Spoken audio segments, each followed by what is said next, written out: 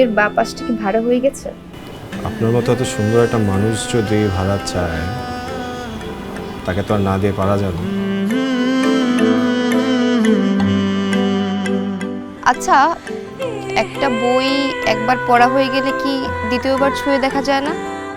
হ্যাঁ যায়, কিন্তু ছুঁয়ে দেখতে ইচ্ছা করে না। কেন? কারণ প্রথমবারের মতো কোনো জিনিস আমাকে আর দ্বিতীয়বার টানে না।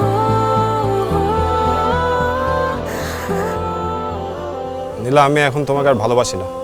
দেখো, তোমার প্রতি আমার যে ফিলিংসটা ছিল ওটা এখন আর কাজ করছে না।